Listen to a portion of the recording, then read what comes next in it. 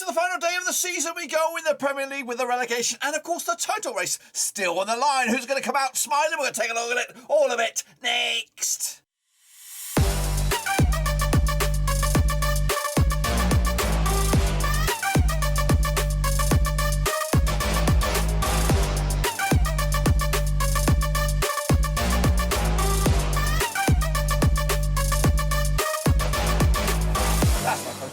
Prediction video today. We look forward to match number 38, aka the final game of the season, of course, over the Premier League, and we'll get to that in just 1 second. If you know where you've been, smash your subscribe to keep bang up to all things Rovers related, Premier League related, world football related. We got it all here, boys. Under one Rooskies for the final time of the season. We're going to take a look at your picks and my picks, and of course, bring you bang up to date with the Prediction League, and of course, also the results of last time around. But of course, before all that, a big shout out to my VIPs. They are the patrons, guys. You know who you are. Thank you for loving, of course, behind the scenes. But anyway, let's get cracking, of course, and have a look for the final time, of course, over the Premier League and recap the results, which, of course, did take place this past week, and a chunk of change this past midweek as well. So here we go then. These were the results. Of course, Aston Villa against Crystal Palace was a 1-1 draw. Aston Villa, of course, fluttering to deceive here. Of course, pick up a couple of draws this week. Everton did lose to Brentford at home. What a game that was. My oh my. Meanwhile, Southampton did give Liverpool a scare. 2-1 it was in the end, though, for Liverpool to go into the final day. Just 1 point adrift of Manchester City. Watford picked up a 5-1 battering by Leicester City. Leeds, of course, picked up a vital draw against Brighton. Newcastle showed Arsenal the way with a 2-0 win for them. Spurs squeaked past Burnley with a 1-0 win over them, of course. West Ham Man City was a 2-2 draw, as I predicted. Yes, indeed. Wolves, though, could only draw against Norwich. Villa again only drew with Burnley, which, of course, puts the Dingles on the peripheral there of hanging on in there for another season. Would you Adam and Eve it? Of course, and Chelsea just a draw against Leicester City. And, of course, Everton with a monstrous 3-2 win, which, of course, guarantees their survival for the Premier League. They'll be back next season. Will they be just as shit next year? Or will they, of course, turn a corner with Frank Lampard? I think more than likely they'll be back to normal sort of scenarios. Of course, they still got to get their off the field matters, financial sort of problems under control. I think they've been spending a shit ton of money, but of course they will be back in their promised land, the fatherland, the motherland, whatever you want to call it.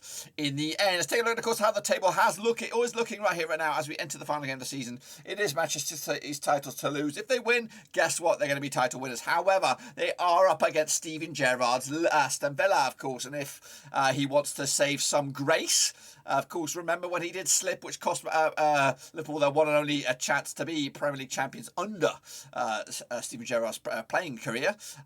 He could turn it around here with a big, monstrous performance from Aston Villa, who have been, though, in drawing games for fun of late. However, on the flip side, Aston Villa are likely to receive £15 million bonus for Manchester, if Manchester City were to become title winners, if Mr. Grealish becomes the Premier League winner. So take from that what you will, of course. But anyway, down the foot of the table, of course, if Burnley win, guess what? They are back in the Premier League. Of course, Leeds need to better Burnley's result. Who has the more difficult game? Well, of course, we'll take a look at it, all of it in a second, of course. Then a small matter of the Champions League. If Spurs were to shit the bed against Norwich, Arsenal could actually squeak past them. And in fact, Spurs could actually leapfrog Chelsea into third spot. Maybe not, actually. Maybe not. The goal difference is a little bit against them. But anyway, that's enough about that. Let's take a look at, of course, let's take a little look at, of course, the Prediction League. There we go. This, of course, for the last week. Kevin kicked ass there. JSB's FC are great. And, of course, a couple of yards there with 3 in third spot with, of course, 5 points. Champ Dude and Joachim Jakobsen. Let's take a look at the mini leaderboard. Now, this is from January onwards. Of course, the mini leaderboard champion at the moment is Max Sangani with 100 points. Of course, Eman Hussein. And, of course, a whole bunch of you still can catch him in that final week. And, of course, we still have the small matter of the Prediction League, Predictor of the Month Award, and the Master Leaderboard. Now, I'm not revealing that right here, right now. We're going to, of course, come back to a big video in the month of June with, of course, the results of all the leagues in one video. It might be a bit long. It might be a little bit long-winded, a bit boring if you haven't done any predictions. But, of course, it'll be a recap of the season across the whole. But anyway, that's enough about that. Let's take a look, of course, at the next round of matches. If you want to get involved, Cut4 Premier League is the link. So here we go then. These are the games, the final games of the season. We're going to jump at the deep end. Of course, all kicking off on Sunday, May the 22nd. Be with you, of course. Arsenal up against Everton. Now, this game is a bit meaningless now. Of course, Everton, I was hoping Everton would have to go into this game to win it. Of course, Arsenal now, of course, are the team that are expected to win this game. And, of course, we'll go into this with, of course, Champions League football on the the potential horizon if something crazy was to go on at Carrow Road. So basically, win or bust for Arsenal. Everton, of course, will be back in the Premier League next time around. Played each other 61 times, these two sides, since 1993. 37 wins for Arsenal, 11 wins for Everton, and 13 draws. Back-to-back defeats, though, for Arsenal right now. 67% form for them up against the Everton side. Just one loss in the last 5, 58% form. They just got enough points in the end to get over the line as well. Last round, over at the Emirates was a 1-0 win for Everton. That was back in April 2021. The reverse fixture, of course, a 2-1 win for Everton over Arsenal back in Goodison back in December. So back-to-back wins for Everton over Arsenal. In fact, they won 3 in the bounce against them. Just one defeat in the past 6. So Everton do like playing Arsenal. Meanwhile, Everton coming on the back of that 3-2 win against Crystal Palace. What a game that was. 2-0 down, of course, to come back to win it 3-2 in the end.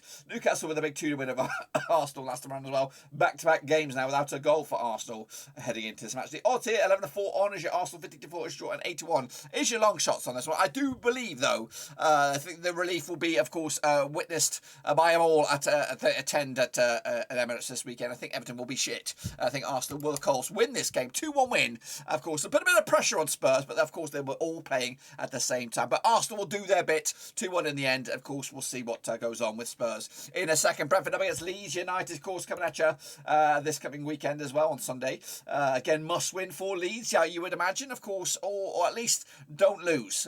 If you don't lose, you give yourself a little bit of hope. If you lose, you're toast. Of course, taking place at the Community Stadium over in Brentford. 15 times they played each other since 2009. 5 wins for Brentford, 3 for Leeds United, and 7 draws. It is the Pontus Jansson derby, of course. Brentford coming to this, just one defeat by 6. There's 75% form for them. And of course, remember Thomas Frank, it's up for Manager of the Year. Goodness gracious me. As for Leeds, Justin Martin's boys, 33% form for them, of course, without winning 5 now. If they never need a win, it is now. Of course, last time around they're over at Brentford, it was a 1-1 draw back in February 2020. That was in the Championship. Of course, the reverse fixture at Elmo was a 2-2 draw back in December as well. Will Leeds be going back down to the Championship after a couple of seasons hiatus? We'll see about that. Leeds, though, with a draw against Brighton last time around. That was, of course, their last home match. The last away game was a 2-1 loss to Arsenal. Aston Brentford, though, a 3-2 win over Everton. That was the last away game. Their last home game was a 3-0 win over Southampton. Of course, that's more like it, I'd imagine. And this one, 29-20 is your Brentford, 14-5 is your 13-8 is your Leeds United. I'd love it if Leeds United were to beat Brentford, just purely to drag them dingles down. But I just cannot see it, though. I think Brentford will win here, 2-0 win for them, for me, and that will put, of course, a kibosh for the relegation matter. And no matter what goes on with Burnley against Newcastle, Leeds will go down. And unfortunately, that's a bit of an anti-climax in my eyes. I would have loved to see Everton or Burnley go down, but of course, Leeds going down is a bit of a shit show, a bit of a boring thing. And of course, it'll suck for Leeds United fans. You know, I thought they'd turn a corner. They might have been back for the Premier League for the long time, but no. Guess what? You got to get your shit in order. And I think sacking Bielsa was probably the wrong thing to do, in my eyes. Anyway, let's take a look at, of course, Brighton up against West Ham United coming at you at the Amex as well on Sunday, 22nd of May. Played each other 14 times, 2004. 4 wins for Brighton, 3 for West Ham, and 7 draws. Just one defeat. The past 6 for Brighton right now. 67% form for them up against West Ham. Just 1 win in 5. In fact, 1 win in 6. 25% form for them heading into this match. Last time around, the last 6 have been draws in this game. Of course, last time around in Brighton was a draw. It was a 1-1 draw back in May. This time last season, of course. Last time around, over at London Road Stadium, it was a 1-1 draw, of course, as well. So 6 draws on the spin between these two. They cannot be separated, of course. And heading into this, though, of course, Brighton picked up a draw against Leeds. West Ham also picked up a draw against Manchester City. It smells like a bloody draw. That's right. Coming at you, though, the odds for this. Brighton 11-8 for the victory, 5-2 is your, and 90-10 is your. I've actually backed West Ham, I think, on this one. 2-1 win for them on the road.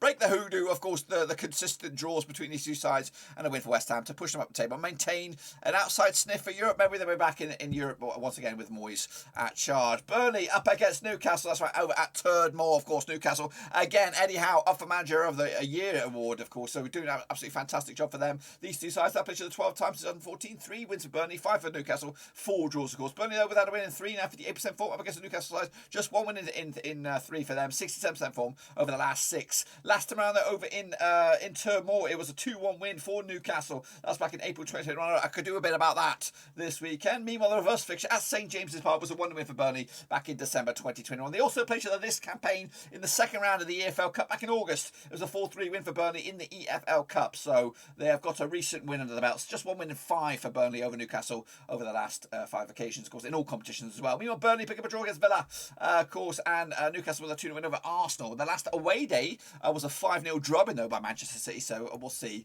what happens this time around. 5-4 is your Burnley, of course. 12-5 is your 11-5 is your Newcastle. So Burnley are favoured to win this game over a Newcastle side who are still trying to get their shit together. 1-1 in the end, and again that point will probably be enough considering what we've got going on over at Brentford. Meanwhile, Chelsea against Watford. Of course, Watford will be playing Championship football with, of course, matey boy Rob Edwards at the helm. Meanwhile, Chelsea with Thomas Tuchel, bit of an anticlimactic season for them. Of course, made it to the FA Cup final, went to the EFL Cup final, and of course made it third in the Premier League. Of course, played it 20 times in 1999. 15 wins for Chelsea, 2 wins for Watford.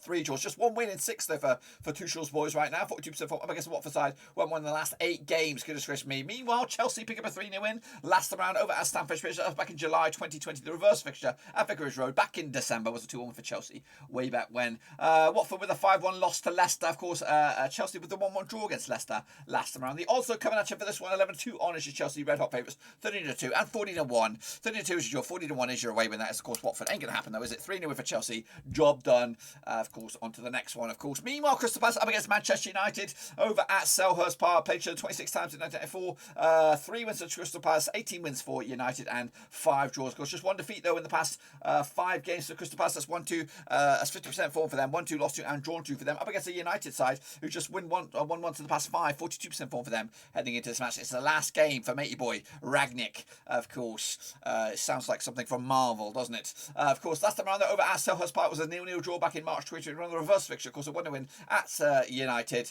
back in December, way back when. So Crystal Palace's last victory was just a couple of seasons ago at Old Trafford. It was a 3-1 win for them, but they come to this on the back of that 3-2 loss to Everton. Of course, United with that 4-0 drubbing to Brighton last time around. So, of course, they want to end the Ragnarok era on a bit of a high one, I hope. Of course, the odds for this one then, shall we? Got Palace 2-1 for the victory, 5-4 is United, and 13-5 is your draw here. I'm backing United 3-2 in the end, goals galore, and maybe Ronaldo getting golden boot. Is that doable? We'll see about that. Leicester City up against Southampton, of course, over at the King Power. That's right. Now, these two sides have played 43 times in 1984. 17 wins to Leicester, 14 wins to Southampton, and 12 draws, of course. Leicester unbeaten over the last 3. 42% form for them. Up against the Southampton side, of course, without a win in 5 now. 25% form heading into this match. Last time around, over at the King Power in the league was a 2-0 win for Leicester City. That was back in January 2021. The reverse fixture at St Mary's was a 2-2 draw back in December 2021. Southampton pick up a 2-1 loss against Liverpool last time around. And, of course, Leicester with a draw against Chelsea in midweek. The odds for this one, though, coming at you. We have Leicester 2017 on for the victory. They are red hot favourites for this one. 3-1 is draw. 14-5 is your away when that is, of course, Southampton. Will Adam Armstrong start? Will he get a game? Will he get a goal? 2-1 loss for me, though. Leicester taking the 3 points on this one. Now, of course, we head into the final 2 biggest games of this one. The money games, of course, the title games. It is Liverpool up against Wolves, of course. Let's get into the deep end on this one. Over at Anfield, of course, both games involving the 2 big boys are playing at home, so it's going to be a massive celebration in one of these major cities, of course. Anyway, over at Anfield is Liverpool up against Wolves, of course. Played the 17 times in 2004, 12 wins for Liverpool, 3 for Wolves, 2 draws, of course. 92% form for Liverpool right now, winning at least 5 on the last 6. Up against a Wolves side who haven't won in the last 6 games, 17% form for them, as of course their season's coming to a bit of a whimper. Last time around over at Anfield was a 4-0 win for Liverpool back in December 2020.